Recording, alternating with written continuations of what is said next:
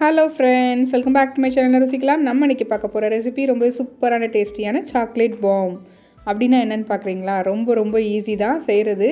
பாருங்கள், இப்போ அது எப்படி சூப்பராக வருதுன்னு பார்த்தீங்களா? ரொம்ப ஃபன்னான சேலஞ்சாக இருக்கும். உங்கள் குட்டீஸுக்குலாம் அது மாதிரி செஞ்சு கொடுத்தீங்கன்னா ரொம்ப என்ஜாய் பண்ணுவாங்க. நீங்களும் என்ஜாய் பண்ணலாம். இப்போ இது செய்ய தேவையான பொருட்கள் பார்த்தீங்கன்னா சாக்லேட் தாங்க. சாக்லேட் வச்சு தான் நம்ம செய்ய போகிறோம்.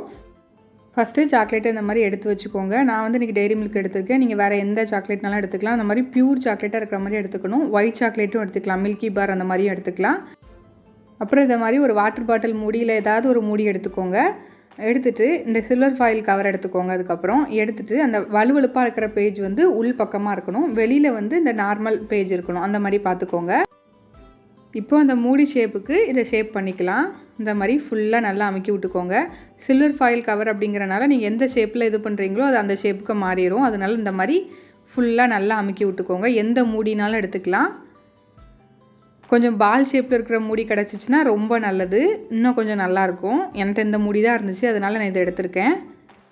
மூடியை திருப்பி வச்சு இந்த மாதிரி மேலே ஃபுல்லாக கவர் பண்ணிக்கோங்க. எங்கேயுமே கேப் தெரியாத மாதிரி ஃபுல்லாக அந்த ஷேப் பண்ணி விட்டுக்கோங்க.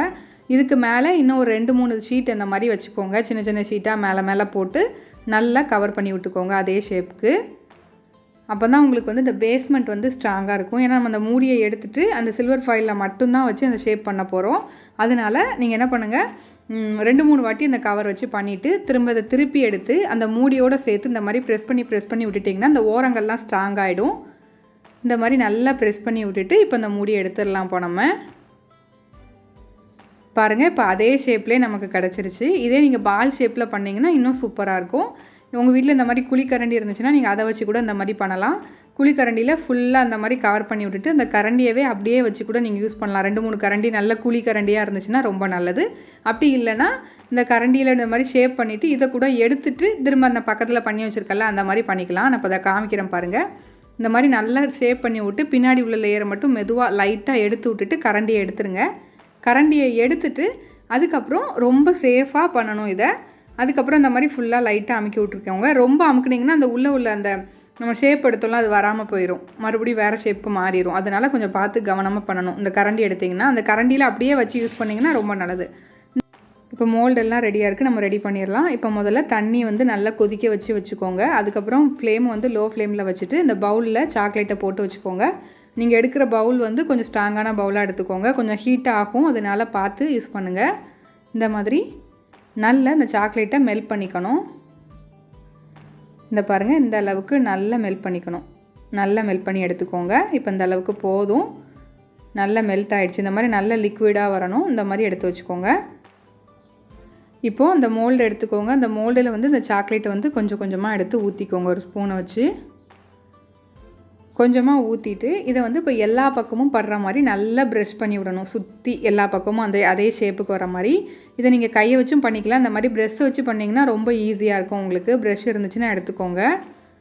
இந்த மாதிரி ஃபுல்லாக, இல்லை நீங்கள் ஸ்பூன் வச்சு கூட மெதுவாக பண்ணி விடலாம். அந்த எந்த இடத்துலையும் அந்த சில்வர் ஃபாயில் கவர் தெரியாத மாதிரி ஃபுல்லாக சாக்லேட்டால் உள் லேயர் ஃபுல்லாத்தையும் கவர் பண்ணணும். அடியில் வந்து கொஞ்சம் பேஸ்மெண்ட் நல்லா இருக்கிற மாதிரி பார்த்துக்கோங்க. சுற்றி அதே மாதிரி எடுத்து விட்டுக்கோங்க. இந்த மாதிரி ஃபுல்லாக ப்ரெஷ்ஷை வச்சு பண்ணி விட்ருங்க. நீங்கள் ப்ரெஷ் பண்ணும்போது ரொம்ப கவனமாக பண்ணணும். ஏன்னா இது மோல்டு வந்து நம்ம சில்வர் ஃபாயில் கவரில் தான் பண்ணியிருக்கோம். அதனால் வந்து இந்த ஷேப் மாறாமல் மெதுவாக ஹேண்டில் பண்ணணும். ஹேண்டில் பண்ணிவிட்டு நீங்கள் கொஞ்சம் வந்து நம்ம 2-3 லேயர் போட்டிருக்கனால ஒன்றும் ப்ராப்ளம் இல்லை. இருந்தாலும் நீங்கள் கரெக்டாக கொஞ்சம் பார்த்து ஃபுல்லாக பண்ணி விட்டுக்கோங்க. இப்போ வந்து இதை அப்படியே நம்ம ஃப்ரிட்ஜில் வந்து ஒரு 15 நிமிஷம் வச்சு எடுத்துடணும். ஒரு 15 நிமிஷம் கழித்து நம்ம பார்க்கலாம். பாருங்கள், இப்போ ஒரு 15 மினிட்ஸ் ஆகிடுச்சு. நல்லா காஞ்சிடுச்சு. இந்த மாதிரி காஞ்சி வரணும். ஒரு 15 நிமிஷத்தில் உங்களுக்கு காஞ்சி வரலன்னா கூட ஒரு 5 நிமிஷம் வச்சு எடுத்துக்கோங்க. இப்போ இதுக்கு மேலே இன்னொரு லேயர் கொடுக்கணும். நான் டெய்ரி மில்க் சாக்லேட்டை வந்து இன்னொரு வாட்டி ஹீட் பண்ண ட்ரை பண்ணேன். இன்னொரு வாட்டி ஹீட் பண்ணானா என்னாச்சு அப்படின்னா ஒரு மாதிரி கட்டியாக ஆகிடுச்சு. அதனால நீங்கள் ஒன்ஸ் ஒரு தடவை சாக்லேட்டை ஒரு தடவை தான் மெல்ட் பண்ணி அந்த மாதிரி யூஸ் பண்ணுங்கள். அப்போனா உங்களுக்கு வந்து கரெக்டாக இருக்கும். இப்போ நான் திரும்ப வேறு சாக்லேட் மெல்ட் பண்ணி எடுத்திருக்கேன். இப்போ இந்த மாதிரி ஃபுல்லாக மறுபடியும் இன்னொரு கோட்டிங் பண்ணி விட்றலாம். குறிப்பாக ஓரங்களில் வந்து நல்லா கோட் பண்ணி விட்ருங்க. இதையும் இன்னொரு 15 நிமிஷம் ஃப்ரிட்ஜில் வச்சு எடுத்துடலாம். ஃப்ரிட்ஜில் வச்சாலே போதும், ஃப்ரீசரில் வைக்க வேண்டாம். இப்போ ஒரு 15 நிமிஷம் கழித்து பார்த்தீங்கன்னா நல்லா காஞ்சி வந்துருச்சு. ஓரங்களில் மட்டும் 2வது வாட்டி பண்ணும்போது நல்லா கோட் பண்ணி விட்டுக்கோங்க. இப்போ வந்து இதை எடுத்துடலாம். சில்வர் ஃபாயில் கவரை ரொம்ப ஈஸியாக வந்துடும் உங்களுக்கு. சில்வர் ஃபாயில் கவரு ஓரங்கள் எடுக்கும்போது மட்டும் கொஞ்சம் கவனமாக மெதுவாக ஹேண்டில் பண்ணிக்கோங்க. இந்த வீடியோ கொஞ்சம் ஃபாஸ்ட்டாக இருக்குது அப்படிங்கிறனால கொஞ்சம் நான் ஸ்பீடாக எடுக்கிற மாதிரி இருக்குது. கொஞ்சம் மெதுவாக தான் நான் ஹேண்டில் பண்ணி எடுத்தேன். அந்த மாதிரி எடுத்துக்கோங்க. பாருங்கள், சூப்பராக நம்மகிட்ட எந்த மோல்டும் தேவையில்லைங்க. வெறும் சில்வர் ஃபாயில் கவர் வச்சு நம்ம வீட்டிலே சூப்பராக ரெடி பண்ணிட்டோம். இதுக்கு பதிலாக நீங்கள் பிளாஸ்டிக் டப்பா ஏதாவது இருந்தால் கூட அதை வச்சு கூட உள்ள ஆயில் ஏதாவது அப்ளை பண்ணிவிட்டு அதுக்கு மேலே கோட்டிங் பண்ணி கூட ட்ரை பண்ணி பார்க்கலாம். ட்ரை பண்ணி பாருங்கள். இப்போ இதை வந்து தோசைக்கல்லை லைட்டாக ஹீட் பண்ணிவிட்டு ஆஃப் பண்ணிடுங்க. அந்த ஹீட்லேயே இந்த ஓரங்கள் வந்து ஒன்று போல் வர்றதுக்காக இந்த மாதிரி லைட்டாக வச்சு எடுத்திங்கன்னா அந்த நம்ம பால் மாதிரி செய்கிறதுக்கு ஈஸியாக இருக்கும். அது மாதிரி எல்லாத்தையும் எடுத்து வச்சுக்கோங்க. ஒன்று போல் பண்ணிவிட்டு இப்போ நம்ம எல்லாத்தையும் ரெடி பண்ணிடலாம். அந்த பவுல் எடுத்து வச்சுக்கோங்க. நம்ம சாக்லேட் பவுல் செஞ்சோம்ல, அதை எடுத்து வச்சுக்கோங்க. அது உள்ளே வந்து இந்த மேஸ்மலோஸ் சாக்லேட் போடணும். இதான் ரொம்ப ரொம்ப இம்பார்ட்டண்டான சாக்லேட்டு. இது கிடச்சிதுன்னா நீங்கள் போட்டுக்கோங்க. இல்லை வீட்டிலே ஈஸியாக செஞ்சிடலாம். நம்ம சேனலில் ஆல்ரெடி நான் போஸ்ட் பண்ணியிருக்கேன். டிஸ்கிரிப்ஷன் பாக்ஸில் லிங்க் கொடுக்குறேன், செக் பண்ணிக்கோங்க. மிக்சிலே செஞ்சிடலாம், ரொம்ப ஈஸி தான். அப்புறம் கொஞ்சம் ஜெம்ஸ் மிட்டாய் போட்டிருக்கேன். இதில் வந்து உங்களோட விருப்பம் தாங்க, நீங்கள் எந்த சாக்லேட்னாலும் உள்ளே வச்சுக்கலாம்.